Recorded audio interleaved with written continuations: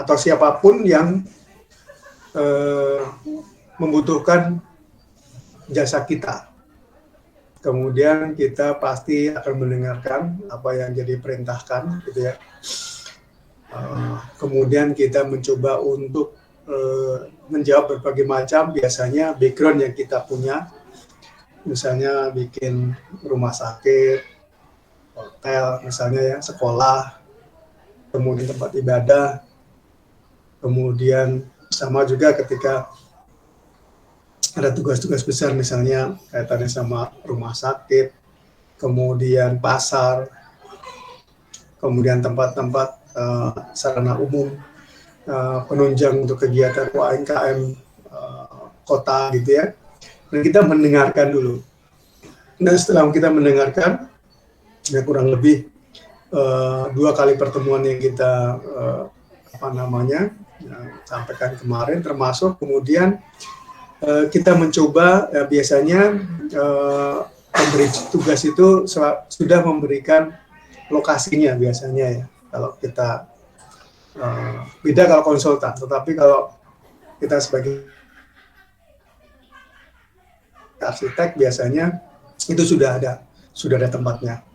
Nah, kalau urut-urutannya ketika kita mendesain biasanya pemberi tugas atau yang punya owner itu besar itu ya, dia punya cita-cita, bahkan cita-cita itu belum terbayang lokasinya di mana, tidak terbayang. Nah, kemudian dia mencoba berandai-andai, saya akan membuat seperti ini, batasan-batasan yang tidak terhingga, gitu ya. Seperti kalau kita perhatikan sebelum ini ngomong loncat dulu ya. Kawasan-kawasan yang dulunya sulit untuk dibangun di Emirat Arab sana, yang kawasan Dubai yang dulunya memang itu sebagai kawasan yang gersang. Kemudian juga ada lautan pasir di sana, gitu ya, atau gurun pasir. Kemudian dibuat sedemikian rupa itu kan tidak ada. Jadi kurun waktu mungkin 1 dekade atau 1 abad yang lalu itu belum nampak itu bangunan itu. Dan gimana caranya kita mau berpikir mau bangun itu.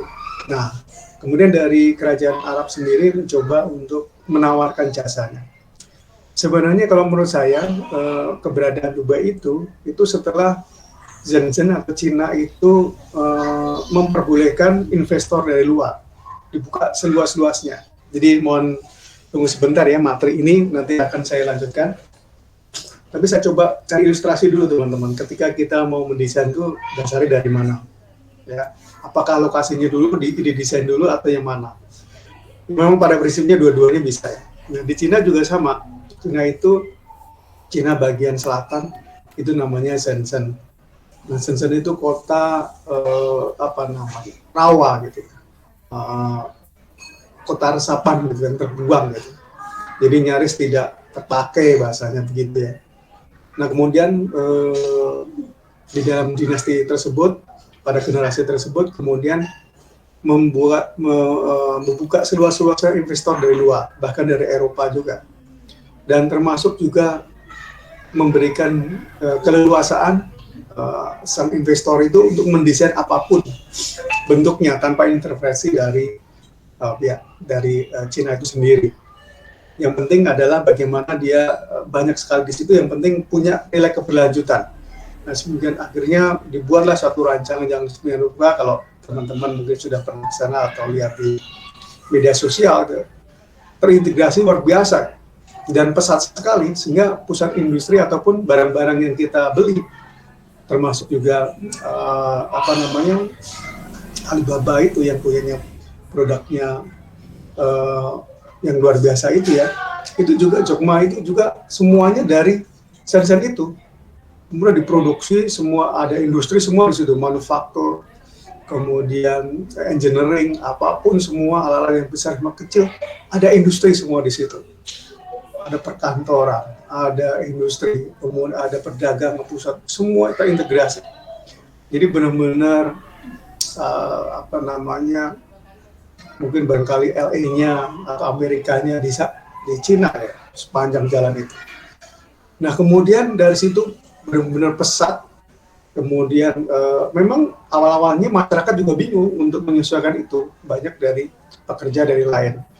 Nah akhirnya dididiklah di apa namanya pelatihan-pelatihan luar biasa dari Cina itu, dan sudah saat itu juga bersinergi untuk apa namanya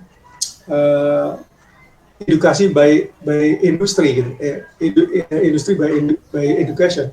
Jadi artinya produk-produk yang dibuat ataupun hasil rancangan riset dari sekolah atau dari akademisi kemudian dibuat dari industri. Makanya produk-produk yang kita beli mungkin alat-alat anak-anak untuk bermain dan sebagainya itu semua riset dari karya-karya anak sekolah atau mahasiswa kemudian didesain, kemudian diproduksi, dan sampai yang remeh-temeh yang kecil sampai yang besar dan luar biasa sekarang, termasuk pesawat, kapal, industri yang manufaktur besar itu juga bisa dia buat.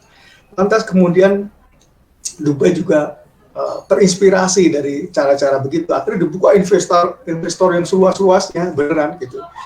Jadi di Dubai itu dibuka seluas-luasnya, orang Eropa juga masuk, artinya negara bebas di situ, artinya ya tidak apa namanya terkekang oleh aturan-aturan adat atau agama apapun dan sebagainya. Jadi kawasan internasional kalau kita kenal Dubai ya dari seluruh dunia ini dirasa bahwa sekarang itu kebudayaan yang internasional itu ada di Dubai. Nah itu luar biasa bagaimana itu bisa diwujudkan. Nah itu kan apa? Ada ide. Di Cina tadi juga pemimpinnya juga ada ide, di Dubai juga ada ide. Kerajaan Emirat Arab itu kemudian mencoba untuk mengvisualisasikan. Akhirnya banyak sekali tatanan-tatanan yang dibuat dan bentuknya juga nggak ngerti kan. Nanti di lahan di mana dan sebagainya. Yang penting ada ide dulu. Nah begitu ada ide, nah ide-ide itu nanti muncul ada suatu gagasan, keinginan-keinginan yang notabene-nya kalau kita nanti mengurutin itu di dalam satu proses bagaimana sampai terbentuknya sebuah apa namanya ruang, itu dimulai dari keinginan fungsi ruangnya untuk apa. Jadi fungsi ruang, fungsi bangunan untuk apa, kemudian fungsinya apa, jenis-jenis kegiatannya apa saja. Jadi jenis kegiatan dulu, aktivitasnya, kegiatan-kegiatannya apa saja. Kalau kita ngomongin produksi, proses produksi ada bahan mentah, bahan setengah, bahan apa namanya akuisisi setelah mentah, kemudian dibersihkan, kemudian bahan untuk diolah setengah jadi, kemudian jadi, finishing, dan bungkus. Kurang lebih seperti itu. Bagaimana merumuskan suatu gagasan-gagasan yang apa namanya luar biasa. Itu bagaimana proses industri itu. Kemudian ini juga akhirnya kita mengenal sejumlah ruang-ruang itu akhirnya akumulasi keinginan-keinginan tadi. Nah kemudian dari keinginan itu muncullah satu planning namanya perencanaan satu kawasan. Nah kawasan dibentuklah berbagai macam lot-lot, kalau kita kenal dan namanya lot ya atau zonasi. Kemudian dari zona-zonasi itu kalau kita kenal dengan bahasa peta image, bahasa untuk menentukan bahwa skalanya itu skala makro atau meso adalah dengan peta-peta legenda untuk peruntukan lahan warna-warni. Saya pernah sampaikan warna biru itu adalah untuk industri, warna pendidikan itu adalah untuk pendidikan ungu ya, kemudian kuning itu pemukiman, coklat itu ada pergudangan gitu ya, kemudian hijau kawasan hijau dan lain sebagainya. Ini adalah satu, kemudian merah ada komersil. Ini warna-warna itu. Kemudian dibentuklah sampai dari yang makro ke meso. Mesonya apa? Kemudian masuk ke dalam tatanan skala kawasan. Setelah kawasan kemudian ke detail. Nah, detail kemudian setiap zonasi itu kalau saya bilang di dalam satu perencanaan itu pola dan pattern. Polanya dulu yang dibuat. Kita bikin pola-polanya. Seperti yang tayangan ini saya kan belum memunculkan bahannya ya. Seperti Anda lihat sekarang, di sini saya bisa membaca nama-nama yang Anda sampaikan di sini ya.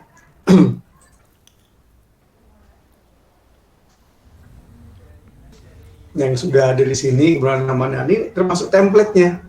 Nah, template-template-nya pola-polanya. Nah, pengisinya apa nanti? Pengisinya lingkaran-lingkaran ini diisi gitu ya. Nah, kurang lebih begitu. Nah, artinya teman-teman, yang saya sampaikan ini adalah yang paling mendasar sekali adalah idenya tadi. Jadi kalau udah ada ide, karena kebutuhan kan, bahwa arsitektur itu akan terbangun berdasarkan kebutuhan, tidak hanya sekedar membangun. Nanti kalau nggak ada yang make, siapa?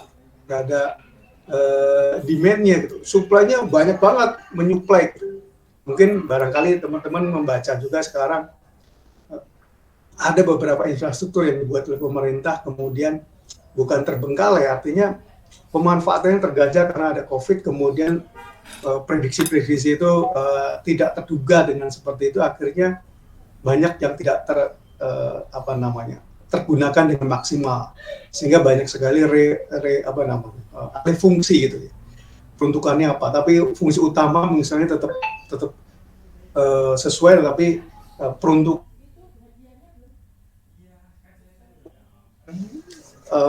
pelakunya di situ berbeda. Kertajati dulu sebagai memindahkan Jawa Barat gitu ya, yang posisi dari sisi selatan, dan Bandung, dari yang dari Bandung itu harus ke Kertajati. Ternyata dirasa sulit, kemudian tambah lagi 2 tahun pandemi, tambah sulit lagi. Nah sekarang sudah dicanangkan sebagai tempat embarkasi atau penerbangan untuk haji, khusus hanya untuk haji di sana.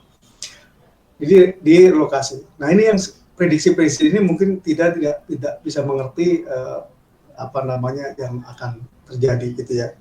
Nah kembali lagi kepada keinginan tadi bahwa sampai ke detail.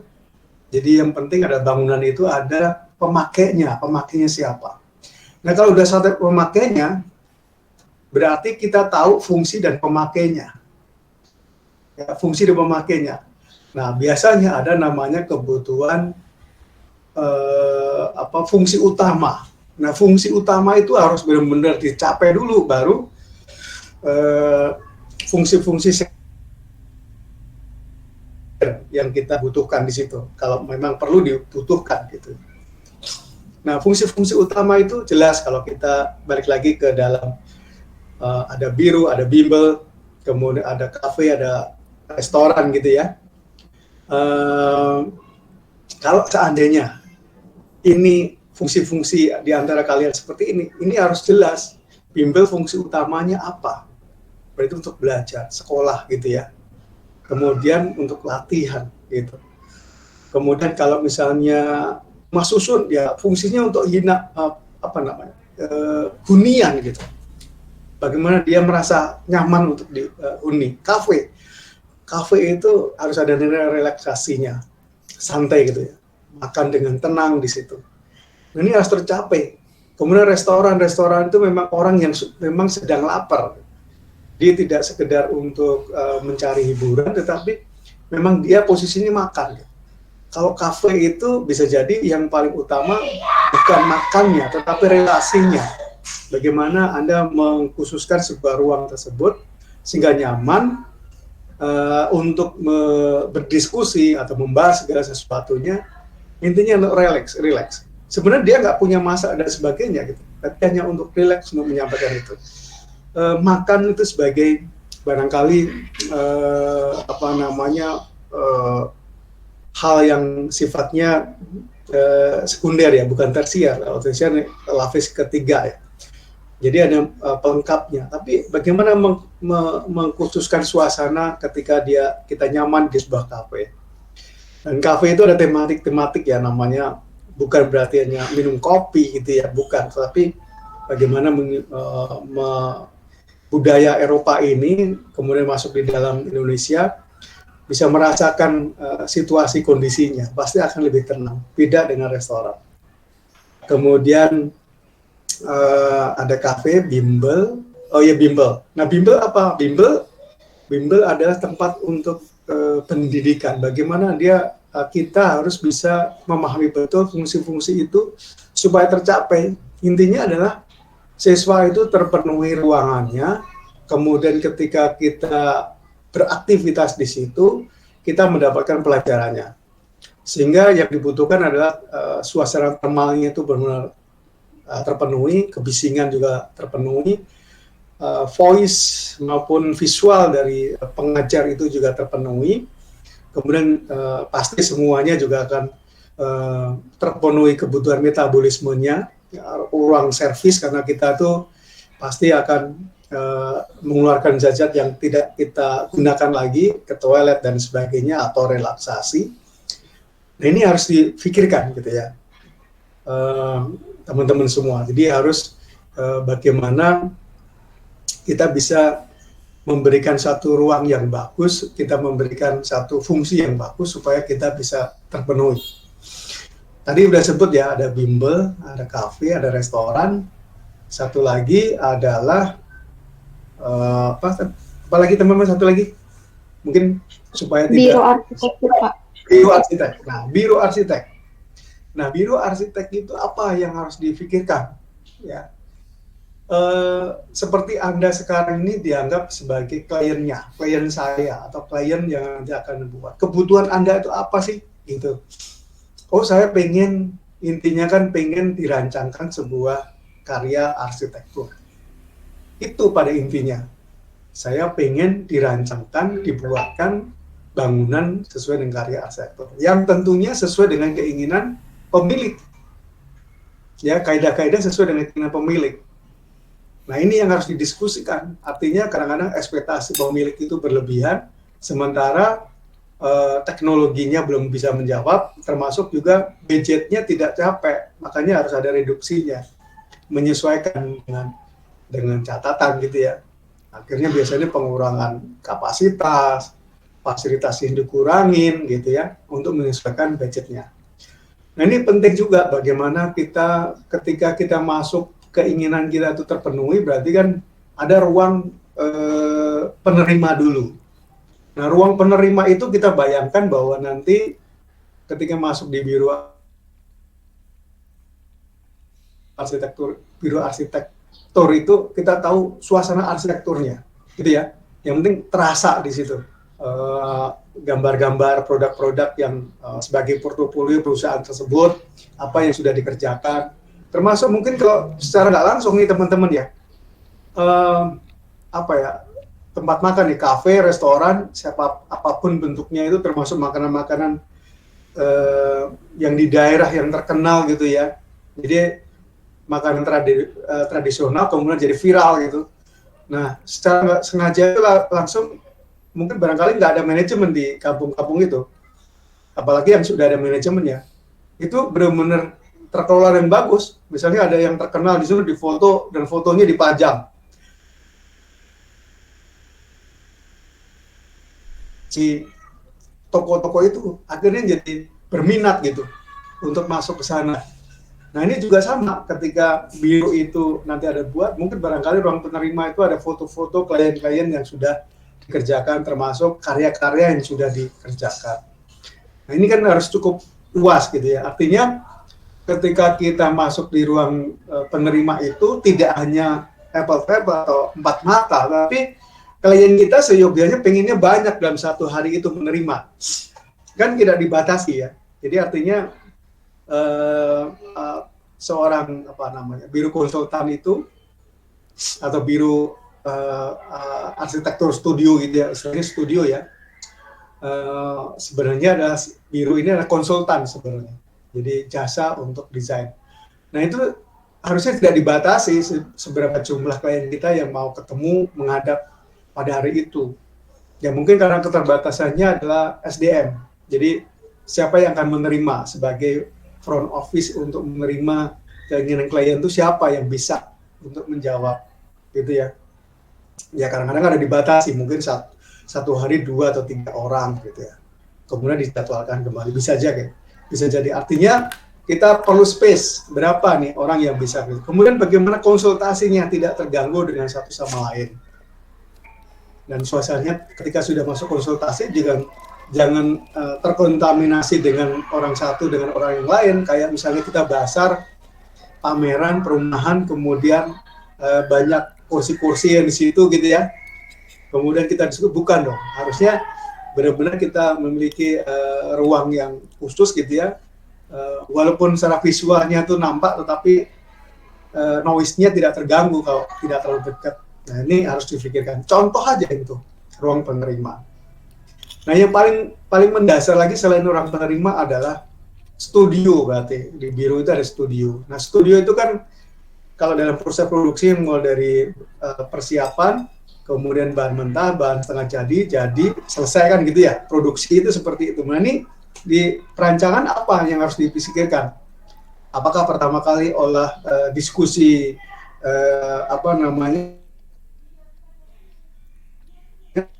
secara konsep, kemudian diskusi bentuk, jadi ada bentuk, kemudian setelah bentuk mulai draft, bikin ada studionya, setelah di studionya diskusikan lagi ruang bersama, kemudian di draft lagi, setelah di draft finalisasi, selesai.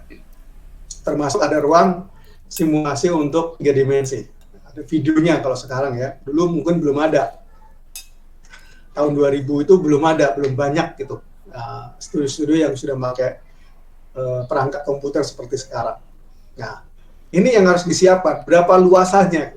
Jadi artinya kalau kita menentukan luas itu, ketemu bahwa satu hari itu klien kita berapa yang ada di situ, dibutuh. Dari kliennya misalnya ada tiga klien yang berbeda. Nah, satu klien itu boleh membawa atau kita dibatasi berapa orang yang bisa masuk di situ. Kan kadang-kadang ada suami istri termasuk anak, nah anaknya tergantung berapa gitu ya, bahkan juga ada pamannya, ada siapa pengen di situ ngeriung gitu, bisa jadi kan gitu ya. Jadi kita harus ada batasannya. Kemudian masuk studio berarti, nah studio itu tidak hanya berdasarkan tahapan desain kita, mulai dari konsep, preliminary design, pengembangan desain, gambar kerja, hitungan, lelang, pengawasan. Bukan seperti itu, tetapi studio itu juga ada batasnya ya. Jadi namanya kelas M kalau tidak salah ya. M1, M2, M3 sampai M berapa. M itu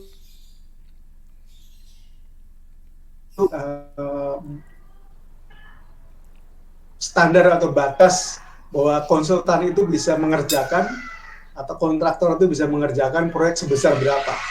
Kalau di atas M5 gitu ya, berarti luar biasa, berarti kompleks banget bangunannya gitu ya.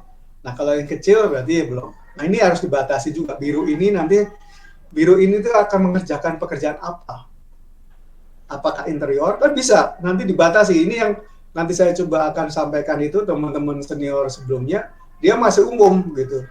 Jadi biro itu yang belum diklarifikasi teman-teman yang sebelumnya senior Anda itu belum mengklasifikasi bahwa biro itu jenjangnya hanya sebatas apa? Apakah desain interior, apakah sipil dan arsitektur, ya kan?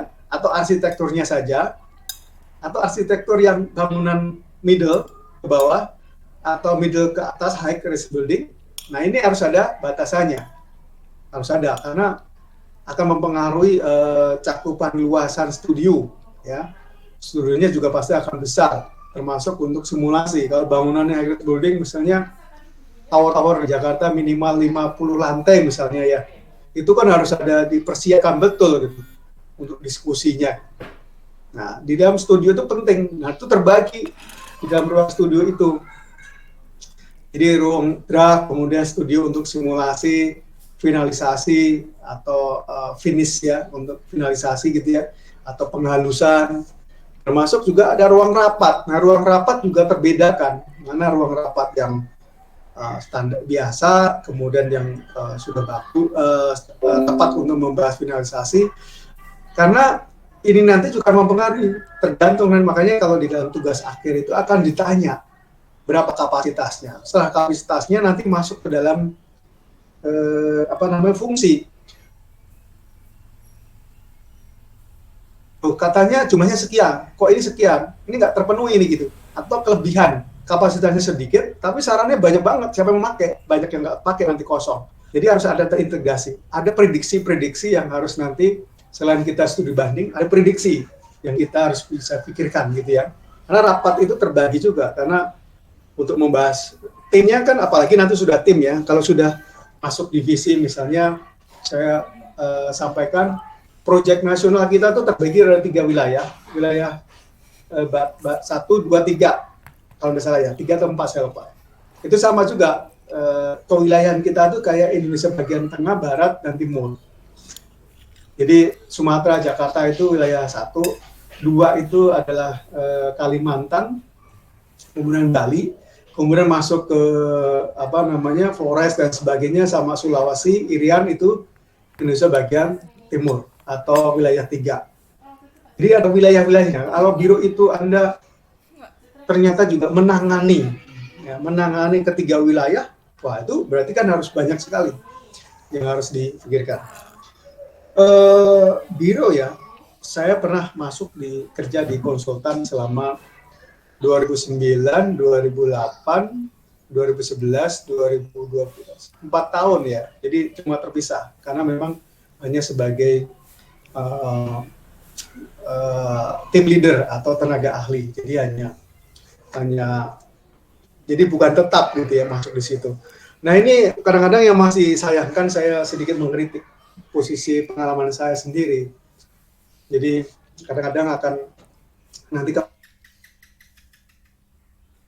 kalau di dalam manajemen project itu akan terasa struktur organisasi di dalam proyek itu apa saja sih sebenarnya. Padahal divisinya tim leader, kemudian tenaga ahli. Nah, tenaga ahlinya itu harus mempunyai profesi sesuai dengan sertifikasinya. Ahli ekonomi, ahli lingkungan, ahli teknologi komputer, ahli pemrograman, ahli untuk kelistrikan, ahli untuk ME, mechanical electrical, ya, mechanical electrical, engineering-nya, sipil, arsitektur, desain interior harusnya. Tapi di dalam kenyataannya konsultan yang saya itu hanya segelintir orang gitu. Jadi yang utama segelintir orang, kemudian meng-hire juga segelintir orang. Bahkan saya ngalamin mulai dari saya FGD, forum diskusi grup, di mana forum itu kita mendengarkan keinginan pemberi tugas, Kemenpora atau PU, kemudian mendengarkan diskusi bareng, kemudian semua paket kegiatan itu, proyek itu kita bahas di situ. Kemudian kita diberikan saat itu pertama kali kontak person wilayah-wilayah yang kita menangkan tendernya atau paketnya. Nah, dari situ saya mulai dari seri rapat, semua FGD, kemudian ada lagi unmissing ya, kemudian juga laporan, setiap laporan, termasuk survei, menggambar, menghitung, itu sendiri. Jadi sisi negatifnya di konsultan begitu, sehingga dia merasa untungnya besar karena digaji hanya 1 orang, tapi 1 orang itu bisa ngerjakan semuanya. Bagi saya itu pengalaman karena saya bisa mengalami itu gitu, ya kan? Mengalami itu.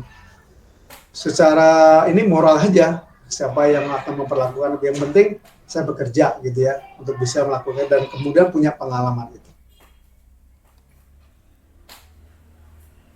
Nah, itu tadi ya, artinya kita harus bisa mengerti kebutuhannya berdasarkan jumlahnya, untuk apa, dan nanti fungsinya apa.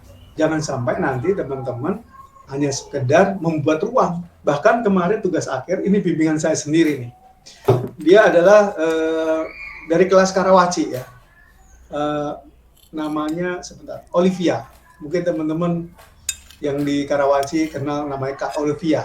Ya baru aja lulus kemarin dengan nilai yang A, bagus ya. UMKM, lahannya adalah lahan Sinar Maslen. Kemudian juga mencoba untuk membuat ruang-ruang.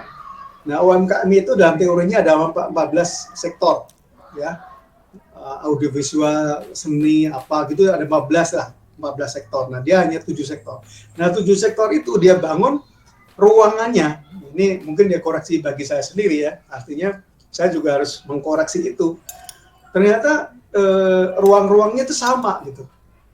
Ngerti nggak maksud saya? Modulnya itu sama. Jadi kalau kita, ini tayangan saya yang sekarang belum berubah ya. Ini grade-grade itu aja. Jadi kolom tengah-tengahnya itu kolom-kolom.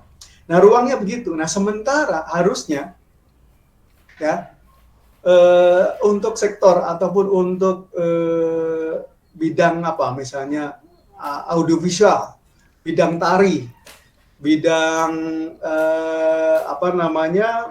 kesenian tari, kemudian audiovisual, satu lagi bidang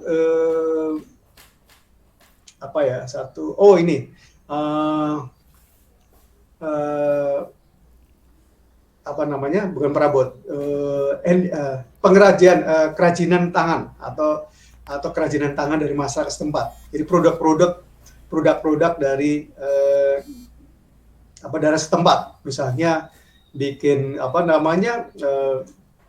pakaian, kemudian topi misalnya ya, kemudian juga piring, kemudian tempat-tempat kebutuhan dapur misalnya. Jadi ada dibuat seperti itu, tapi ruangannya sama. Nah ini dikritik, harusnya nggak sama dong. Maksud ruangnya sama, bisa jadi nanti ruang itu misalnya hanya fungsinya ada audiovisual, ini kegedean itu, nggak sesuai konteks. Nah ini teman-teman, ketika kita bikin modul, oke lah itu sama, modulnya pasti sama. Tetapi kalau sesuai dengan kebutuhan, kita akan koreksi lagi. Kalau memang itu benar sama, ya sama. Tetapi kalau itu nyatanya tidak boleh sama, ya harus dibedakan. Kan kita bisa pakai dengan setengah modul, seperempat modul gitu ya. Bisa gitu untuk membuat itu. Nah, seringkali kan teman-teman untuk membuat tuh di blog itu langsung sama aja gitu. Nanti sama ketika di kafe ya, ada ruang kafe atau restoran sama-sama ada yang smoking dan not smoking gitu ya, area smoking dan not smoking misalnya. Ini kan berbeda tempatnya di mana. Kemudian dibedakan untuk anak-anak, dewasa yang area untuk rapat harusnya punya cakupan skalanya. Jadi tidak boleh modul-modul dibikin kotak sama, enggak. Jadi misalnya sama itu yang di sini kan tulisannya yang pertama kali ada Anisia Dwi ya, kemudian Ica, Septi, Febriana, Aulia.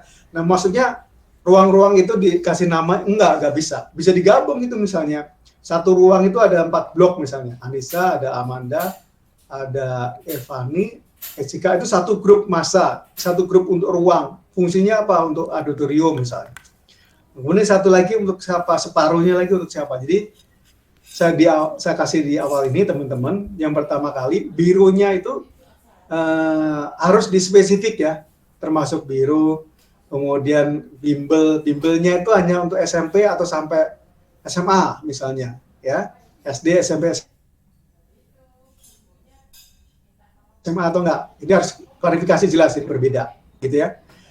Hasilnya pasti berbeda. Kemudian juga kafe. Nah, kafe itu diperuntukkan ada tematik ya, kafe itu ya. Kafe untuk apa ini? Untuk student atau untuk work ataupun ruang kerja begitu, atau yang bagaimana nanti di dalam template deskripsi proyek atau tipologinya itu bisa akan terbawa di situ ya, bisa dibaca. Kemudian juga kafe dan restoran tadi juga, restoran juga punya harus cita rasanya jelas. Misalnya restoran apa ini, makanan Padang, harus spesifik supaya tidak terlalu liar gitu, supaya kita belajar di SP2 ini, di awal ini Anda benar-benar bisa mengerti. Ini cikal bakalnya Anda menuangkan beberapa gagasan ya. Kalau dulu sampai sekarang jurusan teknik mesin 2 semester, 1 tahun itu hanya menggerinda. Jadi ada gerindanya dengan tangan manual supaya besinya itu diukur secara presisi, tapi dengan manual terus itu kegiatannya. Sama dulu di UGM itu semester awal itu membuat motif tekstur bahan bangunan. Jadi 1 A4 gitu, itu dibuat motif bata, dibikin bata bener-bener, arsirannya jelas, batu, semuanya batu, air, bagaimana tekstur air, kemudian tekstur untuk yang glossy misalnya gitu, kayu. Jadi selama 2 semester memang juga yang saya maksud di perancangan 2 ini, studi perancangan 2, Anda menuangkan gagasannya betul gitu ya, silahkan. Nah, lagi-lagi masuk ke dalam materinya, kita udah sepakat pekerjaan manual itu bisa dilakukan setelah di awal proses gambar arsitektur. Jadi mulai dari block plan, set plan, dina tanpa potongan semuanya dengan manual. Kalau proses latar belakang, kemudian deskripsi project, studi banding, tema, konsep, ini bisa dengan menggunakan berbantuan komputer atau kombinasi. Misalnya konsepnya Anda buat dengan sketsa, kemudian di foto scan, kemudian digabung dengan laporan, boleh, silakan. Ya.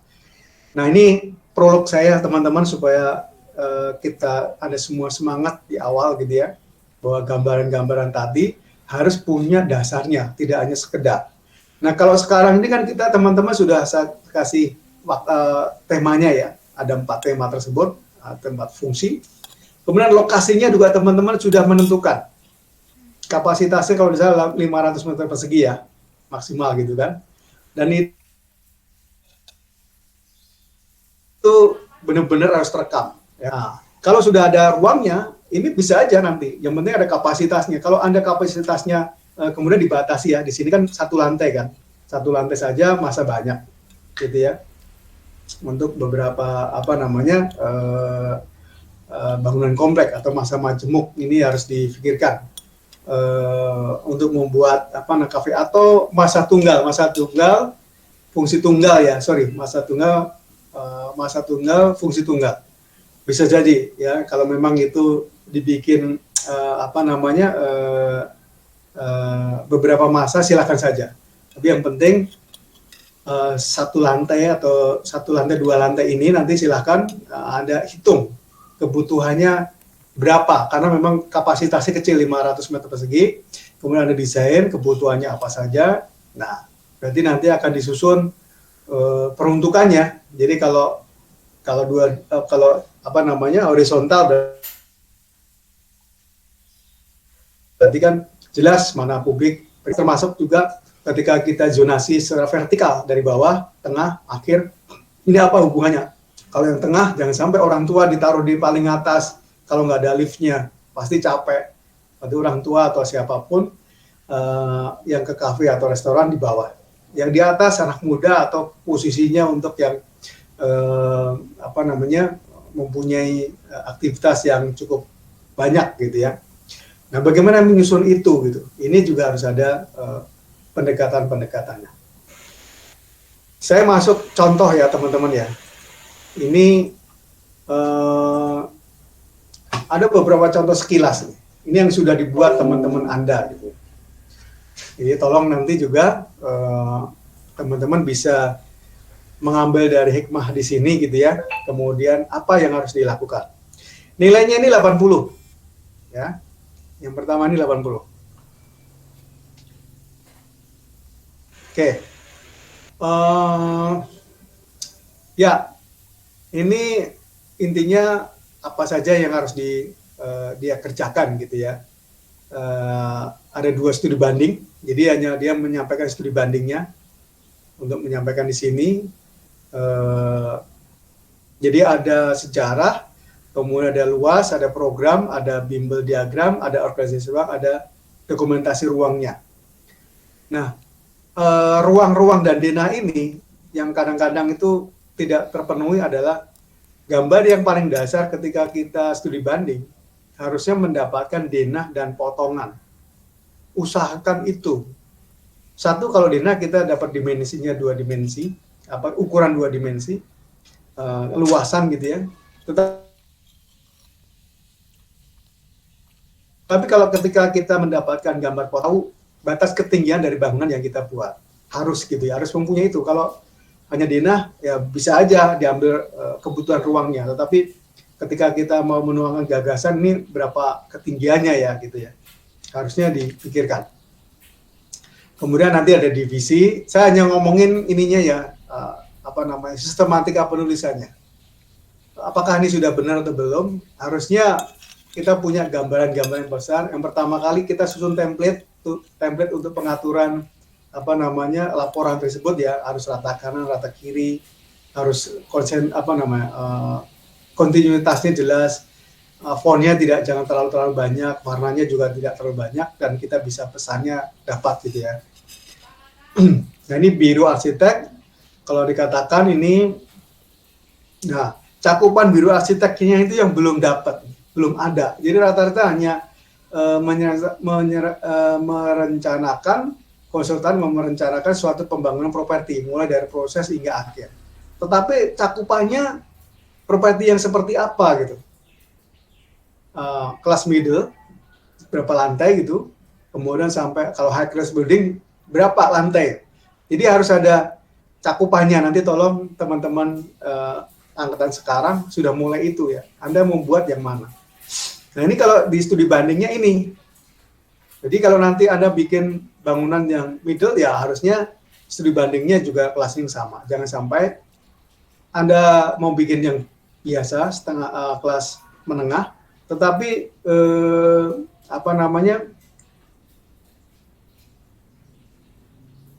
jangan Anda kerjakan itu yang cukup mewah gitu ya. Jadi nggak apple to apple jadi harus sama. Nah kalau bisa nanti tautan-tautan ini, misalnya biro arsitektur, biro arsitek adalah sebuah, harusnya di sini ada catatan. Menurut siapa ini? Tanda kurung si ABCD tahun berapa? Harus disertakan tautan sumber pustakanya. Tolong disampaikan, tidak hanya menyampaikan ini saja. Kemudian masuk lokasi ya, lokasi harus dijelaskan ya. Teman-teman harus bisa memahami betul ya, maksudnya lokasi tersebut di mana letaknya, kalau bisa ada utara, selatan, barat, timur. Nah ini kemarin dibelajar di KAD ya, jadi kalau KAD komputer arsitektur dasar harusnya sudah belajar ini untuk menampilkan gambaran seperti ini diambil dari Google Map, kemudian ini juga ambil citranya, kemudian kita insert dengan save yang kita buat untuk menunjukkan. Nah, ini kan lokasi digabung dengan tema, sejarah singkat, ini campur aduk. Jadi harusnya teman-teman kalau bicara lokasi aja, dikupas dalam satu halaman gitu ya. Jadi jangan digabung-gabung. Kalau memang begitu, ini tegas dikasih warna. Jadi ini kan nggak ada warna ini lokasi atau sejarah ini, kita campur aduk di sini. Ini harusnya jelas tegas. Kalau perlu satu halaman untuk membahas itu, baru ngomongin tema. Ya. Nah ini red plus artnya ya, riset art design plus arsitektur. Nah ini studionya kurang lebih ini yang dia buat ya, biro arsitekturnya berbina rekreasi saat ini. Ini prolognya. Apakah dapat data yang sebenarnya? Nah dia dapat layoutnya, sudah lumayan dapat layout, sudah ada ukurannya juga, ya sudah lumayan, ada ukurannya, ada aktivitas di dalamnya, lengkap sekali nih kalau dibaca ya. Nah dari sini juga bagus, artinya dia punya blocking ataupun zonasi fungsi, ya ukuran-ukurannya, yang jelas harus tegas. Kemudian batasan, ini tadi utara, selatan, barat, timur, ya. Yang namanya deskripsi itu hanya menyampaikan apa adanya, jangan menambah, mengurangi, atau menganalisis lagi ya. Nah, rupanya juga membuat marketnya juga ya di studio ini. Dia buat marketnya, ilustrasinya. Demikian, ini ada yang di depan, di belakang. Sebenarnya rumah kecil juga nih hitungannya ya studio ini. Ini yang di belakang ya. Sorry, ini enggak, ini di depan. Gitu. Ini fasad bangunan. Nah, potongannya ada nggak ini potongannya? Nah, potongannya nggak ada.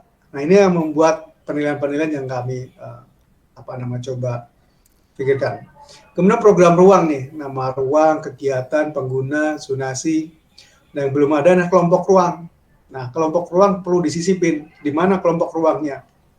Jadi harus ada, biasanya ada kelompok ruang dulu, ya. Pertama kali adalah fungsi, keinginannya apa, kemudian kelompok fungsi, kemudian masuk ke kebutuhannya, setelah kebutuhannya ada kelompok ruang, setelah kelompok ruang nama-nama ruang. Struktur organisasi juga penting, ini ada hubungannya di mana saja. Nah, kalau udah ngomong struktur organisasi, berarti nanti minimal di dalam kelompok ruang harus ada. Jadi ruang utama mana, ruang manajemen mana, pengelola mana, gitu ya. Ini masuk ruang pengelola kan jadinya kan. Tuh, jadi, nah ini kan ini masuk umum nih. Jadi ada kelompokan ruangnya di mana. Kalau memang dikatakan zona publik, semi publik, privat, oke, ini bagian dari kelompok ruangnya. Tapi bagaimana kaitannya dengan ruang-ruang yang ada di sini? Pengelolanya di mana? Ruang, apakah ini dimasuk juga nanti juga satu kolom lagi misalnya ya? Oh, ini untuk ruang pengelola, ini ruang apa? Bisa aja digabung. Jadi ini perwarnaan ini bagian dari kelompok ruang. Tapi tersirat ya, hanya setelah disampaikan baru mengerti ini kelompok ruangnya. Nah, kalau perlu disampaikan di situ. Jadi warna kuning kelompok ruang apa, ini apa gitu ya. Kalau dibilang zonanya, zona ini, publik, semi publik, privat, dan service. Nah, kemudian bubble diagram. Nah, ini kalau bisa nanti memang ini bagian dari belajar kita di komputer dasar ya, untuk insert, save, untuk menjelaskan diagram-diagram ini. Kalau bisa jangan di board, ini nggak kelihatan di bawahnya. Jadi tolong harusnya dihilangin, ya, threshold-nya dihilangkan berapa persen sehingga kebayang di bawah itu ada kelihatan ruangnya, gitu. Nah, kalau perlu setelah Anda mendapatkan rancangan ini, ya rancangan, Anda desain ulang, Anda foto gambar ulang lagi supaya bisa kebayang. Nah, ini termasuk bagus ya di layoutnya. Ini bukan desain ini sebenarnya, layout ini. Ya, ini gambar layoutnya. Ini studio-studionya. Setting order area. Ini apa? Material untuk uji materialnya. Material break, elektrik ini untuk analisisnya nih. Ini untuk coffee bar, untuk istirahat, ini ruang meetingnya. Ini baru lantai 1 ya. Kemudian ruang privat meeting, ruang rapat. Floor meeting, ini area parkir.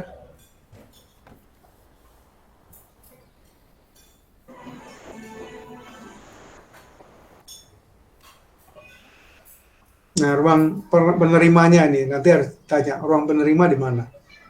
Ya, silakan teman-teman nanti dipelajari setiap apa yang jadi Anda survei gitu ya. Ini juga sama untuk menerangkan itu. Nah, kalau perlu ini sudah dikelompokin ya, publik, semi publik, privat, service.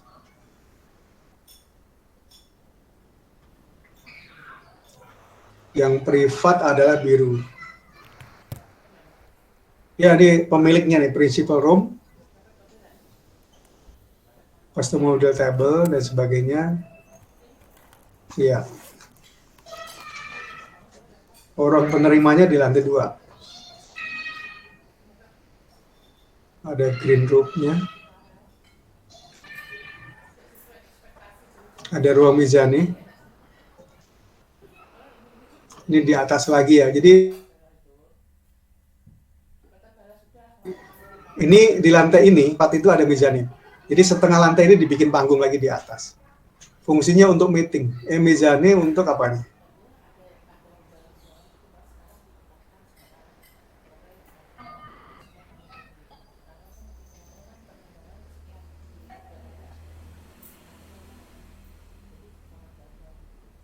Ya, ini sebenarnya dina material ya.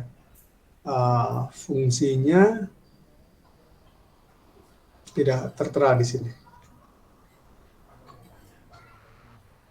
Kemudian dokumentasi ruang-ruangnya. Nah, ini kalau perlu ditambahkan lagi warna kuning, konsisten gitu, warna kuning mana, warna biru, area publik, area privat, semi publik, itu tadi ya, harusnya kita cantumkan lagi, tidak acak seperti ini sih. Ya, menekan-nekannya sulit. Nah, itu mezanin ya, ruang santai di sini bisa melihat ke bawah. Ini ruang studionya. Oh, di atas ini memang untuk ruang santai, kopi dan sebagainya ya, untuk melihat situasi. Cukup menarik ini ruang studionya. Cuma potongannya nggak dapat.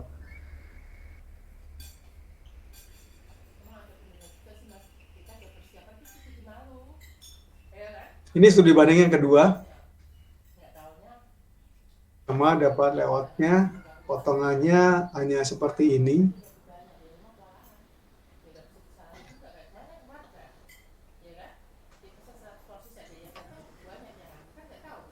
Nah, kebutuhan ruangnya yang belum lengkap, ini sudah ada pembagian areanya juga. Nah, dimensinya, nah teman-teman dimensi yang belum dapat nih ya. Ini apa? Jumlah orang. Tapi dimensinya nggak dapat. Yang satu tadi juga nggak dapat dimensinya. Ini nggak ada dimensinya berapa meter persegi. Tunggu itu kalau memang ini ada kan harusnya dimasukin ya. Ini kan ada ukurannya nih. Tolong nanti teman-teman kalau dapat ini untuk ukurannya ada, ya tinggal ditambah kolomnya. Ini ukurannya berapa begitu ya. Ini kan dari sini kan dapat tuh. Nah, di sini nanti ukurannya berapa? Karena dilihat dari ini kan sudah ada ukurannya. Karena lagi-lagi nanti ketika kita mendesain ya ukuran yang kita harus pakai. Ya ini hasilnya, ya luar biasa nih. Kelompok ini bisa masuk di ruangan ini.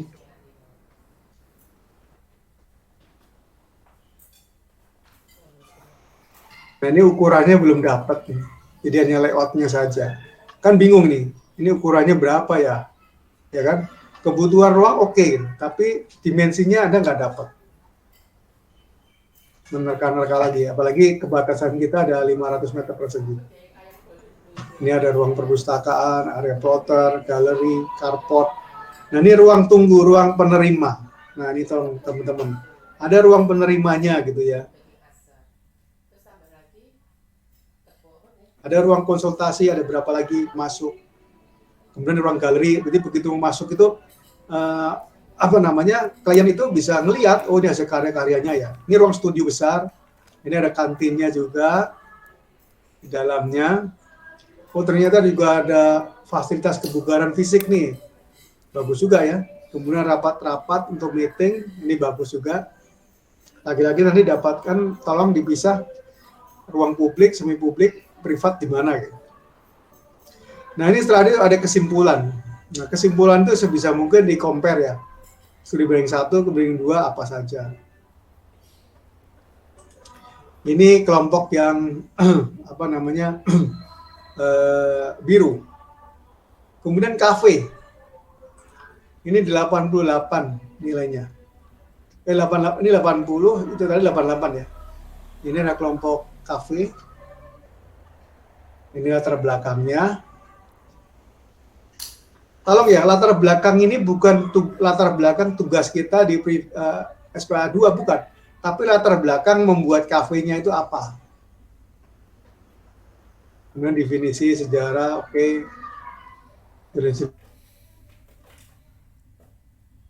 Jenis kafe ya. Ini berbanding ya, kalau ini sudah mulai deskripsi project. Ini ada kafe ya, jenis-jenis kafe, tipe-tipe kafe. Cafe and entry, ada cafe shop, menyediakan kopi makanan berat, kafe menyediakan kopi snack, menyediakan berbagai macam jenis kopi. Jadi paling dasar di kafe ini ya minum kopi ya kalau misalnya ya, berarti paling yang utamanya di situ, selain perlu ada ruang nyaman. Kemudian deskripsi proyek berdasarkan bentuk pelayanan. Di situ ada apa saja, ada servis, dan sebagainya, berdasarkan kelas. Nah, ini ada kelas nih, kelas menengah. Nah, nanti dari semua ini yang bisa masuk teman-teman, ketika Anda udah menentukan konsep analisis, dari yang di sini nih, apakah ini semua masuk? Kemudian berdasarkan kelas, Anda kelas yang mana nih? Kelas atas, menengah, bawah. Itu harusnya ya. Tadi juga apa namanya biro tadi ada batasannya, dia menerima bangunan apa gitu. Kemudian juga Anda nanti mengerjakan bangunan yang seperti apa. Nah, ini adalah kelasnya, atas, menengah, bawah. Atas itu untuk perkantoran, menengah itu pelajaran siswa, bawah itu untuk mahasiswa dan pelajar. Oh, ini mahasiswa, pekerja, pelajar, mahasiswa, pelajar. Oh, yang bawah itu hanya untuk sekolah. Menengah itu hanya untuk pekerja, mahasiswa, dan pelajar. Atas termasuk keluarga. Nah, kalau bisa tambahkan lagi sumbernya ini ya. Ini daftarnya dari mana? Kalau misalnya sumber dari internet, oke lah, silahkan aja. Sumbernya dari laman mana gitu. Berdasarkan pengelolaan, ini di dalamnya ada di situ. Ini lokasinya, ya. Jadi ini kafe terbuka ya. Ini lokasinya. Nah, ini batasan rumah penduduk, ini harusnya ditunjukkan batasannya di mana. Ini kan nggak bisa ini. Ini di mana lokasinya, tapi dia ada batasannya. Rumah penduduk timur, harusnya di sini ada peta kecil. Gitu. Program ruang, tadi apa namanya, potongannya nggak ada ya. Jadi tadi deskripsi ini sudah mulai studi banding. Oh, berarti ini yang 80, yang tadi 88. Ini visualnya, foto-fotonya. Nah, ini gambar Dinah, ini sudah mulai menggambar. Jadi sebenarnya nggak ada. Nah, kelompok ini digambar ulang. Nah, harusnya teman-teman harus disertakan apa namanya ukurannya.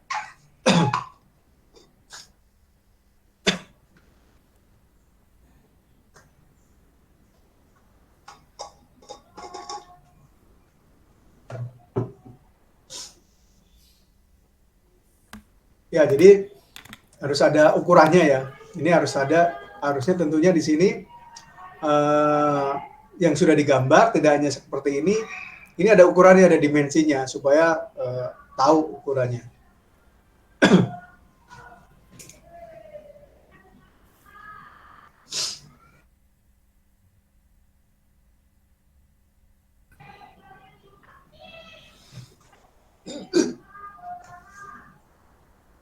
Nah, ini tambahan-tambahan lagi yang kaitannya sama apa namanya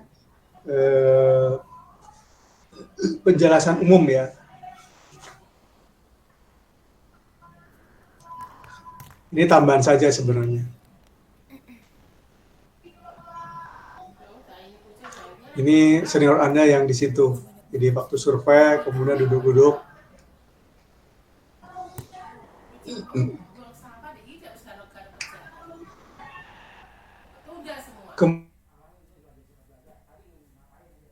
Kemudian ada lagi, ini studi banding di spesies coffee. Nah, ini juga sudah digambar ulang. Cuma ukurannya nih harus ditambahkan ya, lebih spesifik ya. Ini sudah ada tambahan ukurannya. Jalannya juga harus dapat, arah utara, selatannya. Nah, ini sudah ada kelompoknya, kelompok privat, publik, servis. Nah, ini kelompok yang apa namanya, restoran. Kemudian biru. Ini nilainya yang 90.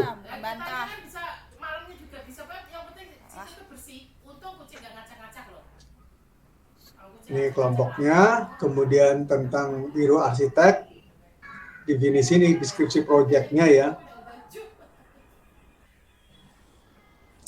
Ini konsultan, ini sudah masuk konsultan itu ada dua, planning dan desain. Jadi perancangan dan konsultan perencanaan dan perancangan. Nah, ini maksud saya teman-teman ya. Terdapat 3 bentuk perusahaan. Kemudian sumbernya siapa? Sumber pustaka. Ini ada sumbernya. Parson 1979 ya. Jadi ada sumbernya. Tolong ditambahkan kalau ada mungkin di situ. Studi bandingnya ada Sony Sunanto Studio, ada lagi Raw Arsitektur. Ini yang bersama ya.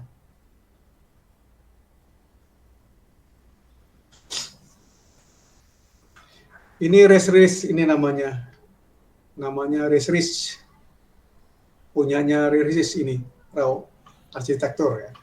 Kemudian Sony Sunantar ini juga bagus ya, studinya. Kemudian isinya apa saja yang harus disampaikan ya, profil, tipe fungsi, geometri, organisasi, tipe langgam. Coba Dena tampak potongnya ada nggak? Profilnya Sony Susanto, ya, ini miliknya dia.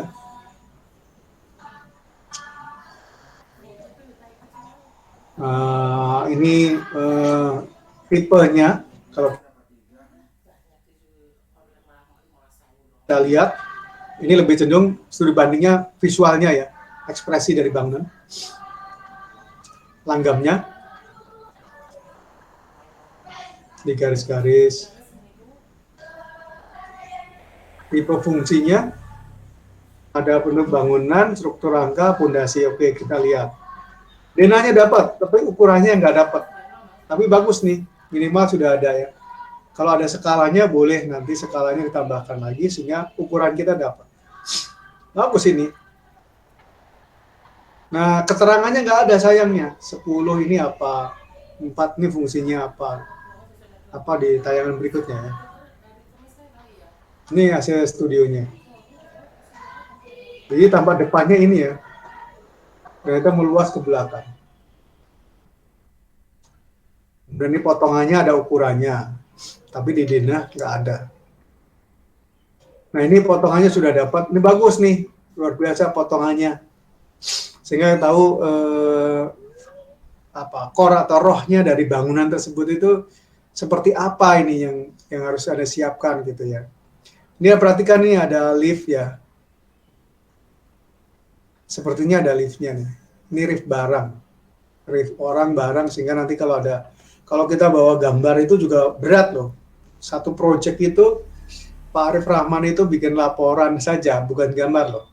Laporan aja katanya ada sekitar 30 kontainer. Kontainer itu bukan kontainer barang mobil ya, kontainer tempat rak gitu ya, dari plastik tuh. 50 kontainer itu. Nah, itu kalau nggak ada lift ya agak susah. Makanya ini di studio ini dibuat lift. Cukup bagus ini potongannya, kita bisa pahami mana yang terpotong, mana yang tidak. Nah ini ada pertama teman-teman. Ini aja saya tunjukin aja ya. Jadi kalau potongan tuh begini bener itu. Jadi ada terpotongnya mana, gitu ya. Kemudian ada balok utama, balok induk. Ini bangunan profilnya bagus sekali nih. Ini ada baloknya, kemudian ada penutup untuk plafon. Ini juga ada balok anaknya gitu ya. Ini menerus gitu. Kemudian ada talang. Bagus ini.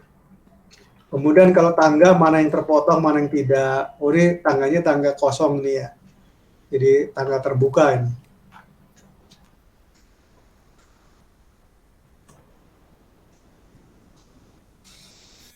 Nah ini fungsinya, organisasi ruangnya. Di lantai 1 publik, lantai 2 ruang kerja, 3 kerja, servisnya di atas. Oh, ini ada ini nih teman-teman. Ternyata ada fungsinya di sini nih. Ini ada keterangannya, cuma ukurannya nggak ada. Dan ini lantai atas.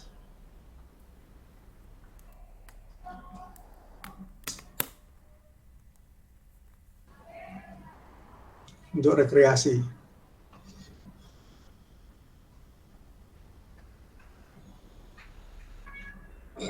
Nah ini berikutnya Raw Architecture. Ini miliknya Relis Syarif. Ini pernah seminar di Gunadarma sama Yusing saat itu ya.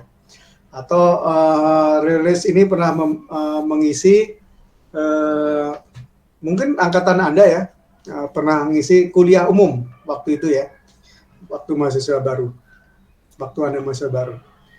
Ini rilis ini berbarengan dengan saya waktu itu. Jadi temanya membahas tentang pengembangan arsitektur. Oh, sorry. Rilis ini Pak Agus Dharma ya. Dia Pak Agus Dharma.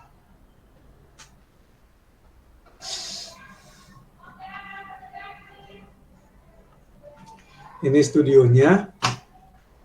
Dibuat seperti ini pakai ini apa namanya, energinya dengan bagus keterbaruannya, bahkan juga ada tanaman-tanaman itu dihiasi, diatur dengan sistem untuk penyemprotan airnya.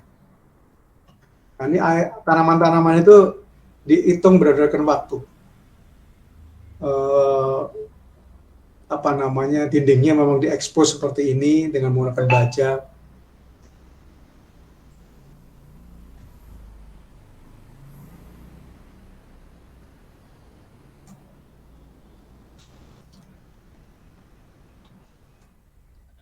Ya, memadukan bentuk simetris dan asimetris.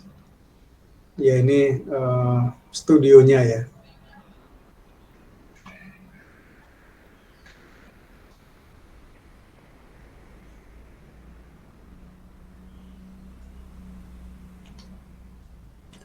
Ini termasuk juga tempat tidur ada di sini untuk pemiliknya. Ini ruang studionya.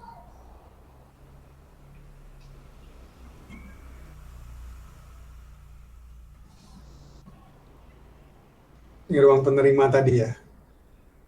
Struktur konstruksinya ada bangunan, rangka, dan fondasi bangunan. Nah, denahnya dapat, ukurannya nggak dapat, potongannya dapat, ukurannya nggak dapat.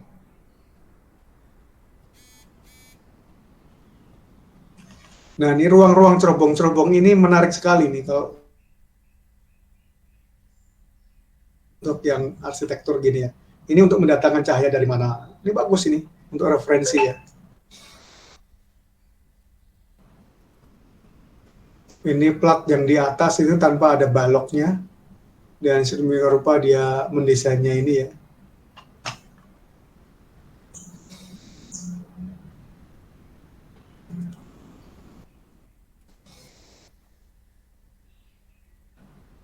Ada basementnya 2 lantai.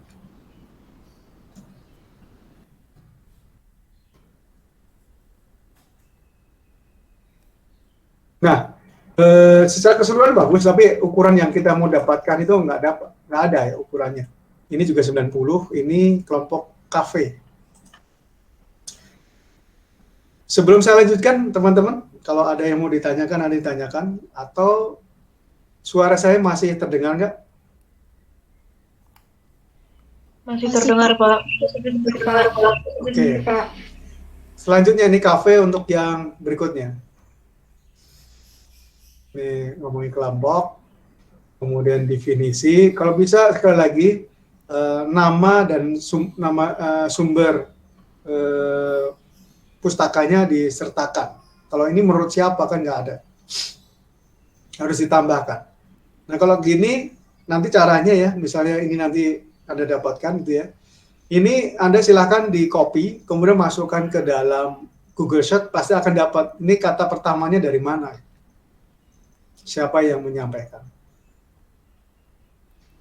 Nah, ini tadi kan sama ya, di teori ini kan sama nih. Pasti sumber pustakanya ada. Tadi ada cafe and eatery, ada cafe shop.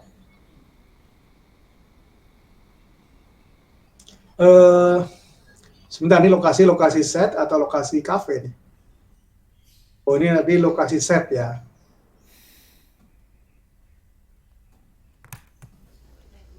Nah, ini kafenya dibikin, katanya di sini ada unsur kolonial, sebenarnya enggak juga. Ini masih sudah mulai modern, ini bukan ini, lebih ke apa ya? Art Deco ya, kayak Art Deco. Gayanya gaya rustic modern katanya, kayak rustic modern di dalamnya seperti ini, berbeda dengan raw arsitektur tadi ya. Ini gayanya seperti putih, serba putih. Ini kafe karena studio kan berbeda, karena ya harus mencerminkan menu yang ada di dalam ya. Nah, ini bagus karena sudah ada ukurannya. Jadi ini di mana itu ada ukurannya. Termasuk juga zonanya udah jelas gitu ya. Publik, ini kasih warna. Privat, ada ukurannya. Dena dan tampak, ini bagus juga. Pengalaman di tugas komputer arsitektur dasar, ya kan? Anda bisa tampilkan di sini. Komputer arsitektur dasar atau KAD, waktu itu yang menyampaikan siapa? Dosen pengampunya? Pak Ito atau siapa? Iya, Pak Hito sendiri. Iya, Pak Hito. Iya, Pak Ito. Oh, saya juga ya. Nah, ini kan dipakai gitu. Jadi tolong nanti harus garis-garisnya itu menunjukkan. Kemudian template-nya juga bagus ya. Template-nya juga bagus. Ini harusnya rata. Jangan sampai ini kan nggak rata nih, harusnya diratain. Ini udah bagus, ini rata ke bawah harusnya. Ini rata ke bawah. Ini rata ke kiri udah semuanya.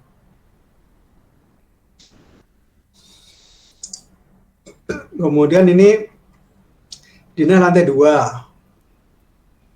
Oke. Oh, ini pintunya ya. Termasuk sebenarnya kecil ya. Apa namanya? Posisinya kecil. Mencoba untuk bikin diagram ruang. Oh, bagus juga ini ya. Jadi hubungannya seperti apa? Cuma panahnya harus mana nih panahnya? Harus terhubung nih. 2 panah atau 1 panah. Keterangannya langsung tidak langsung. Oke. Nah, ada diagram metriknya juga bagus. Ini sudah sampai ke sini karena nilainya ini 90. Dan dia dihubungkan dengan teori, ini teori arsitektur 2. Jadi ada organisasi ruang. Ya. Kemudian nggak tahu yang ngajar Pak Agus Dharma atau siapa. Ini hubungan nih radial, tipe radial. Organisasi ada klaster radial gitu ya, ada linier. Kopi plastik ini yang kedua. Nggak tahu ini udah jadi atau belum. Ya. Oke. Oh, dia lebih ke industri gitu ya, dibiarkan bentuknya, warnanya gelap. Ukurannya, nah ini teman-teman yang bagus karena dia mencoba untuk mengulang denahnya. Ini bagus ini mengulang denahnya, digambar ukurannya ya. Ukurannya disertakan. Saya nggak tahu ini digambar dengan Visio, Microsoft Visio atau AutoCAD nih. Kalau AutoCAD mendingan dikasih ukuran sekalian. Nah, bentuknya klaster rupanya ya. Kemudian juga udah ada dimensi yang studi banding 2-nya ada dimensinya juga bagus. Ini juga ada ukurannya gitu ya. Jadi kan ketahuan ruang-ruangnya. Dan yang kita lihat ketiga atau keempat ini, 3 studi banding tadi, semuanya adalah semuanya digambar, dikerjakan, memang diperuntukkan untuk sesuai dengan peruntukannya. Bukan kios ya, bukan ruko. Tapi dia desain memang seperti dari awal dipakai untuk peruntukannya seperti ini. Ya, ini pekerjaan renovasi tadi di bawahnya. Kemudian ada lagi ruang untuk makan, ada ilustrasi ini, kayak dinding dipecahkan, bagus ya. Anda kan bisa nih, selain dari survei dari kebutuhan ini, Anda tentunya juga bisa nih mendapatkan data, misalnya penggunaan material, baja ini kan ya, bagaimana sistem join-nya, sambungannya. Jadi kalau ada kesempatan survei, satu ambil sebanyak-banyaknya. Nanti sampai rumah harus segera dipilih, jangan sampai semua dilaporkan di dalam satu tugas karena semuanya nggak ada fungsi, nggak ada hubungannya gitu. Yang detail-detail ini pipa apa harus dipikirkan. Yang kadang-kadang Anda hanya melihat visualnya saja, ada tempat duduk, makan, tetapi bagaimana orang itu bekerja, hubungannya satu sama lain apa, harus mulai dipikirkan. Ini ada tanaman ya, tanaman itu bagaimana dia bisa numbuh masuk di sini. Nah, sistem pengairannya seperti apa, itu harusnya benar-benar didapatkan datanya. Kemudian zonasi, Nah, ini masuk ruang-ruangnya terbagi tadi. Ini batas side-nya di bawah kanan kirinya, depan kanan kiri. Nah, itu nah ini yang terakhir, ini tahun berapa ya? 2021. Kalau tadi tahun 2020-21. Oh, tadi 2021 ya, sama ya. Oke, ini studio masih sama, masih sama ya. Beda kelompok, beda angkatan. Nah ini mencoba untuk membuat studio air putih. Oh berbeda, berbeda. Studio air putih sama, maksudnya studio Sony Susanto Arsitek sama ya. Nah di luarnya itu ternyata ada ruang penerima. Jadi ketika klien itu atau ini kan memang dia udah berpikir kalau kita bikin gini pasti ada secara event, secara schedule nanti akan ada orang-orang untuk magang, kemudian survei gitu ya, atau studi banding pasti. Makanya dibuatlah ada area di sini nih, ada area apa namanya ruang penerima. Nah katanya kalau ada event-event tertentu, nonton film, nonton apa, ada layar tancap di sini untuk memberikan ruang rileks pada karyawannya. Sehingga kalau berlibur atau lembur gitu, di sini ada ruang aktivitas nonton bareng. Studio air putih namanya ya. Sama sebenarnya tadi. Cuma tadi di studio ruang penerimanya tadi tidak dimunculkan. Nah, ini sebagai pelengkap aja teman-teman ya, Sony Susanto.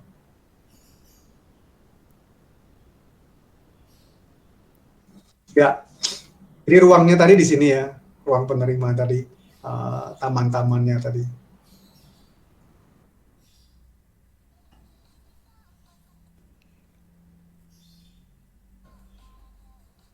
Nah, ini ada ruang lantai 2, lantai 3.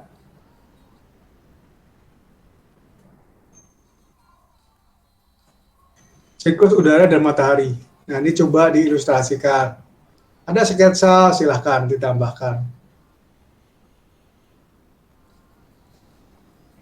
Nah, ini kaitannya sama sumber-sumber kebisingan.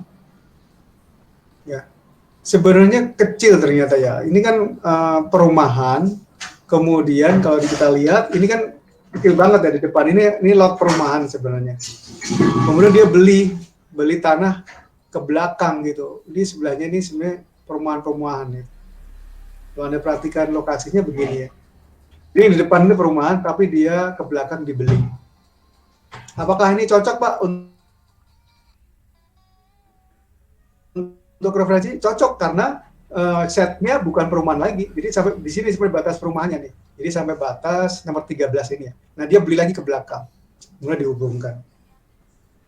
Karena memang desainnya menyatu ya. Jadi dia beli rumah, kemudian beli tanah. Nah rumahnya dan tanah yang dibeli dirobohkan, kemudian dibangun baru.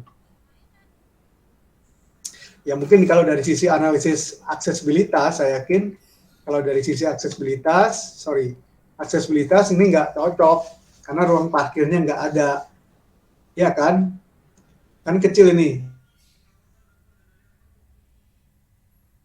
hanya kecil di sini ruangnya. Nah tadi tengah-tengah di sini nih teman-teman, ya.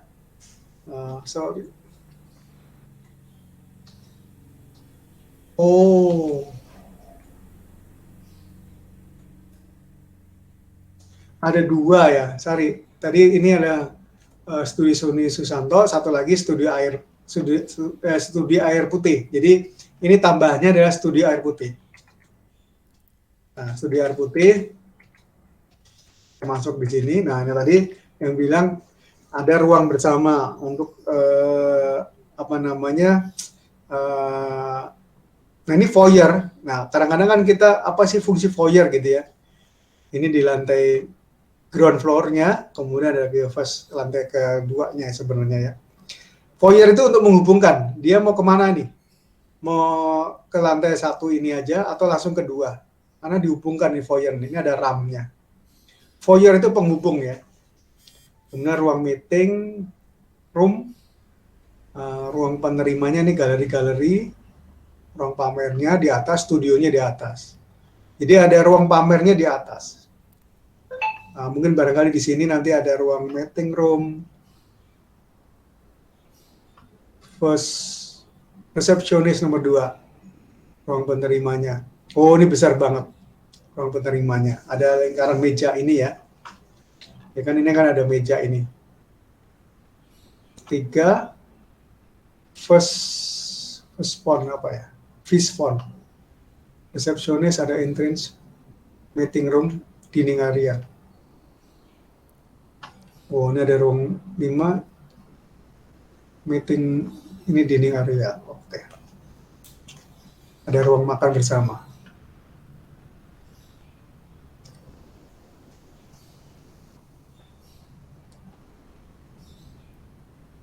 Ya, ini lantai 1, ini lantai 2 ya. Nah, ini elevasinya.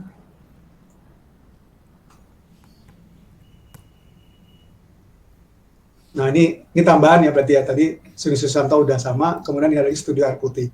Ini juga banyak dijumpai oleh teman-teman yang pengen referensi di sana. Silakan kalau Anda mau ke sono, ini kan tambahan, nanti ditambah lagi yang Anda punya, saya bagikan ke teman-teman, kemudian ditambahkan lagi, dilengkapi lagi. Nah, cara penyampaiannya jadi perbarui lah. Jangan diulang seperti ini. Formatnya dirubah. Foto-foto bisa diambil. Ada pantry, ada toilet, ada meeting room, ada studio. Memang jadi mendapatkan cahayanya luar biasa ya. Betul.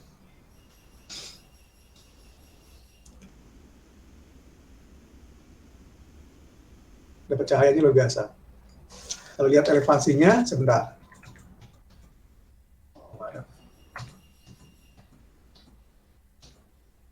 Oh, ini elevasi.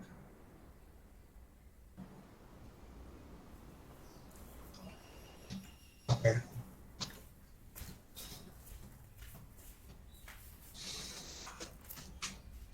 Sumber kebisingan. Ini kalau di dalam suasana di luarnya ya, luar biasa nih. Ini untuk main entrance-nya ya. Sebenarnya pernah dulu saya dapat suasana ketika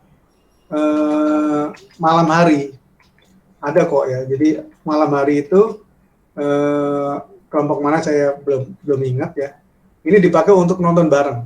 Jadi ada tayang tancap di sini. Ini sudah ngomongin lokasi teman-teman yang ada di sana, setnya seperti apa, ukurannya. Nah, harusnya juga nanti setnya ini terukur pakai AutoCAD, jangan pakai SketchUp ya. Harus terukur dulu, tolong diperhatikan. Nah, ini teman-teman materi saya yang saya bisa sampaikan gitu ya.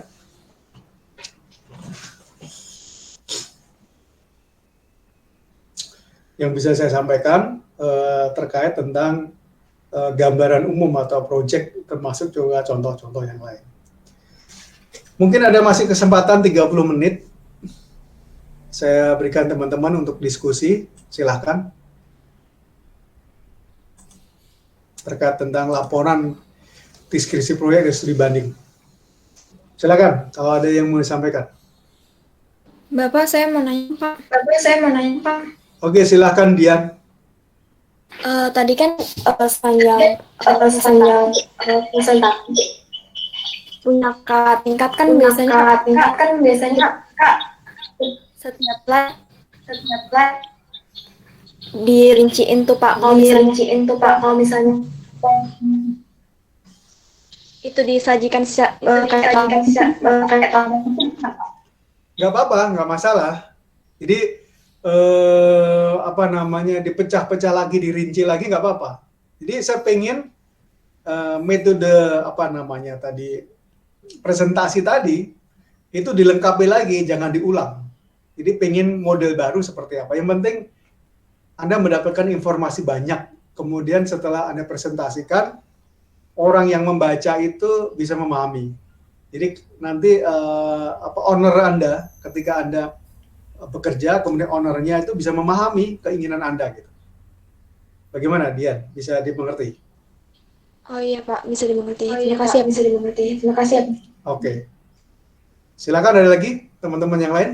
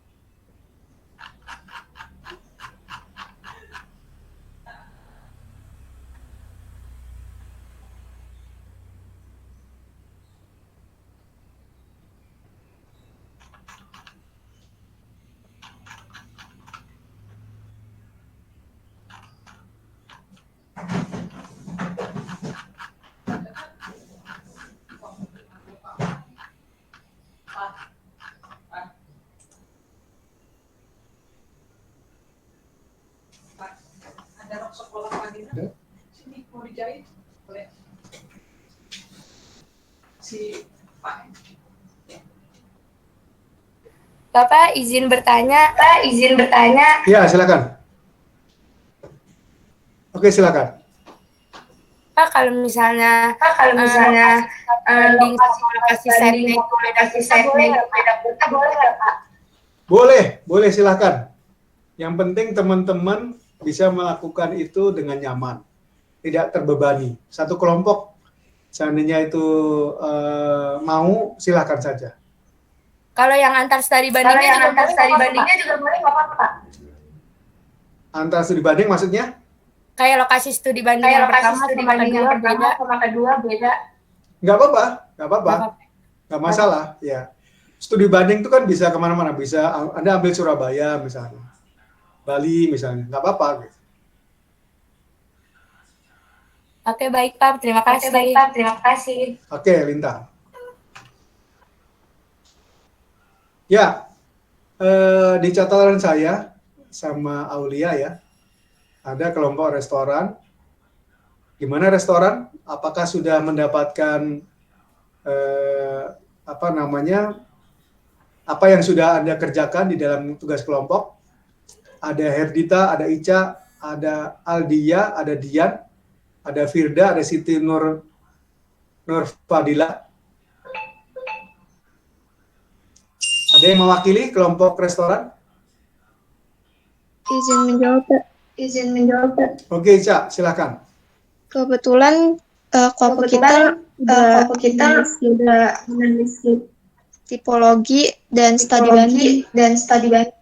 Tapi Oke, bagus. Studi bandingnya kita baru satu tempat, Pak. Satu tempat. Jadi harus satu lagi ya, ditambah lagi Iya. untuk jadi untuk pembanding begitu ya. Iya, Pak. Oke, makasih Ica. Untuk kelompok kafe ada Febriana, ada Amanda, ada Viral, Lintang. Tadi Lintang pernah ada yang sampaikan di sini tadi ya. Bagaimana untuk kafe? Ada yang mewakili? Izin menjawab, Pak. Oke, silakan Aulia. Untuk kafe kita berpotongan ada tipologinya udah berapa? Cuman untuk potongannya belum, Pak, potongan bahannya. Oke. Usahakan gambar kerjanya didapat. Jadi denah ataupun layout potongan ya, denah potongan itu wajib. Visualnya bisa juga ya untuk tambahan. Kalau dua itu nggak dapat, Anda percuma untuk bisa mereka-reka. Artinya hanya melihat-lihat itu aja tanpa mencoba pakai untuk tugas Anda gitu sebagai acuan. Bisa aja sih sebagai kebutuhan fungsi ya, fungsi ruang ya. Tetapi kalau ukuran sebiogianya harus ada. Sudah ada berapa studi banding, Aulia? Ada dua, Pak. Oke, ada 2. Silakan dilengkapi ya. Baik, Pak. Oh iya, Pak. Kemudian, Pak. oh ya, Mau nanya. gimana? Berarti untuk potongan itu kalau misalnya pemiliknya atau manajernya kita boleh buat sendiri. Buat sendiri, ya silakan dibuat sendiri, nggak apa-apa. Buat sendiri. Kalau bisa potongannya menyeluruh ya, sehingga nanti dari ujung bangunan sampai akhir itu kelihatan semuanya. Jadi ada skyline-nya, ada mana yang terpotong, mana tidak, hubungannya seperti apa. Tadi kan kalau lihat biro-biro arsitek yang profesional tadi ya, studi banding yang ditampilkan tadi, ini kan interaktif kan. Tidak hanya sekedar ruko flat gitu, tapi bagaimana hubungan ruang satu dengan lainnya. Kemudian yang tadi saya bilang bahwa bikin ruang bukan berdasarkan modul, harus berdasarkan kebutuhannya. Sehingga kalau kita lihat tadi, semua ruang itu nyaris berbeda. Jadi antara ruang ini, ruang CD, itu bentuknya, ukurannya, atau dimensinya beda. Jadi jangan template, jangan. Karena dibikin modul, ini kotak-kotak, ini untuk studio, ini untuk apa, ini nggak cocok. Begitu ya? Cukup, Aulia? Baik, Pak. Terima kasih. Berikutnya, Biro Arsitek. Ada query. Ada Basyar, ada Indra, ada Arif, ada Malif, ada Raffi, ada Putra. Siapa yang mewakili?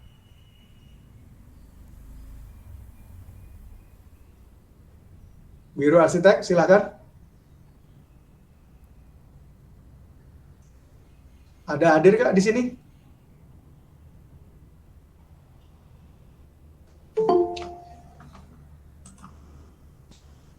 Ada Arif, Raffi, M. Indra.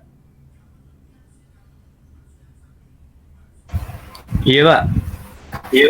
Ya, silakan. Apa yang dikerjakan? Kalau studi banding saya baru dapat satu. Jadi satu.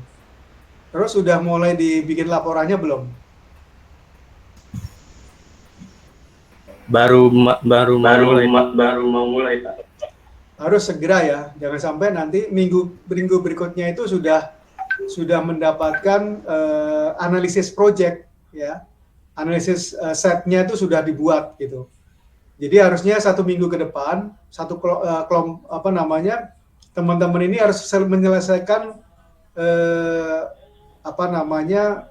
deskripsi project sama studi bandingnya, ya. Harus didapatkan sehingga nanti ketemu. Nah, habis itu analisis site. Setelah analisis kebutuhan ya. Jadi minggu depan sudah mulai analisis kebutuhan apa yang ada kerjakan, baru nanti analisis site. Begitu ya? Iya, Pak. Baik, Pak. Baik, kelompok bimbel ada Gladys, ada Rizky, ada Heru, ada Dimas, ada Brian, ada Syahrul. Silakan. Yang mewakili.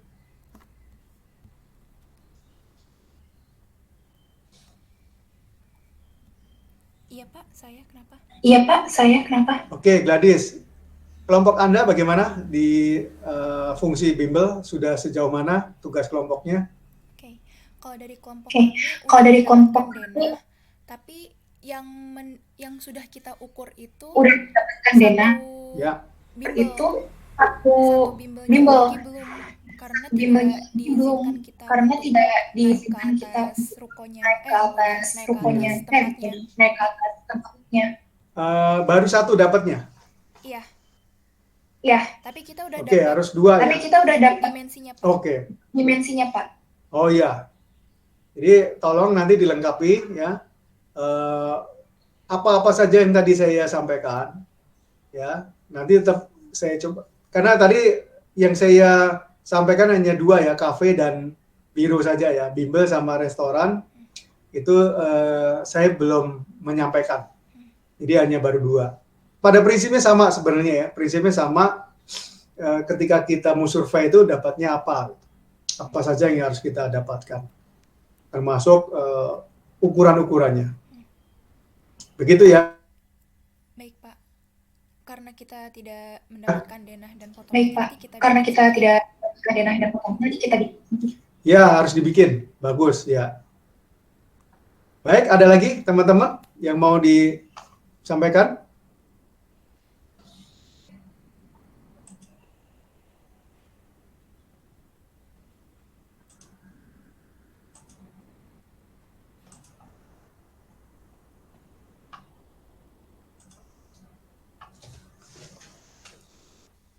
Kalau tidak ada, saya akhiri sampai di sini materi kita. Kalau nggak ada yang disampaikan. Jadi minggu depan, saya mohon teman-teman harus melengkapi itu, ya. Kemudian saya masuk kepada bagaimana kajian atau metode penelitian survei. Ini bagaimana ketika kita masuk di dalam satu ketentuan-ketentuan yang kita akan sampaikan ketika mendetailkan lagi ketika di lapangan, kemudian hasil-hasilnya, dan masih lagi menunggu teman-teman untuk menyampaikan, ya. Nanti ada ruang presentasi 4 kelompok, mungkin maksimal katakanlah 10 menit lah ya, 10 menit menyampaikan, atau 5-10 menit. Apapun hasilnya silahkan disampaikan supaya masuk ke berikutnya di minggu kelima. Ini sudah pertengahan ya, minggu 5 ini cepat sekali loh, lama-lama ya. Ini sudah perancangan tampaknya. Artinya perancangan tampak lisisnya teman-teman juga harus menyelesaikan.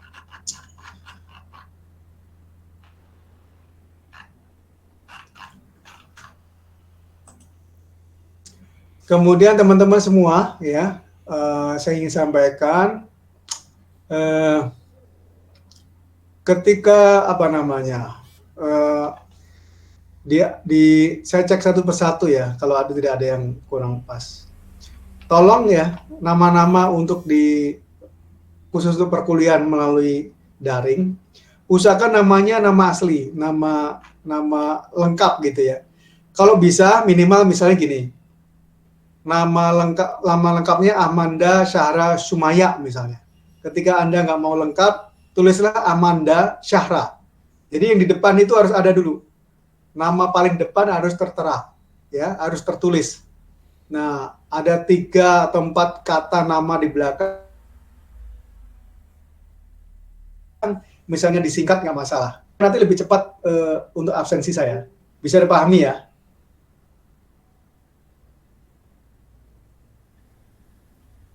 Pak, izin bertanya. Ya, silakan, Ovita. Mengerjakannya harus di-cop atau boleh di presentasi biasa ya, Pak? Harus di-cop ya. Jadi kan sudah di template-nya. Harus di-cop-nya. Jadi nanti hasilnya harus seperti itu. Kalau proses kelompok ini kan sudah bisa menggunakan komputer kan. Kemudian ada juga kan cop yang sudah dimasukkan di dalam komputer kan ada juga tuh. Nah, Anda buat ini. Kayak tadi itu contoh-contoh presentasi itu kan sudah ada cop-nya juga. Jadi harus dimuat di dalam cop. Begitu ya. Baik, Pak. Terima kasih. Ya. Saya rasa itu teman-teman. Kita akhiri, kita ambil fotonya dulu.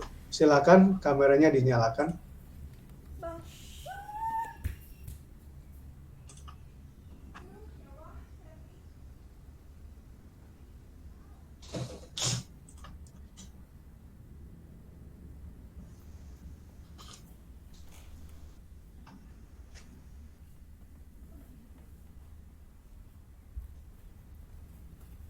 Oke, 1, 2, 3.